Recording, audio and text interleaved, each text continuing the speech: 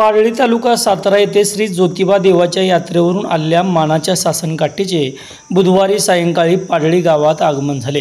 ज्योतिबाच्या नावानं चांग भलं असा गजर करत गाववेशीवरून सासनकाठीचे फटाक्याची आतषबाजी करत भव्य स्वागत करण्यात आले। सासनकाठीची मिरवणूक काढण्यात आली। हजारो भाविक यामध्ये सहभागी झाले होते। पारडी गावात हजारो भाविकांनी दर्शनासाठी गर्दी करून छबिन्यात सहभाग घेतला। गुरुवारी पहाटे 4 पर्यंत छबिना सुरू होता। शेकडो वर्षांच्या परंपरेनुसार पारडी गावाला ज्योतिबा यात्रेत महत्त्वाचे स्थान आहे। मानाची व यात्रेतील क्रमांक 1 ची सासनकाठी म्हणून पारडीला मान असतो। तसेच बैलगाड्या जुंपून यात्रेला जाण्याची परंपरा पारडीकरांनी कायम ठेवली आहे।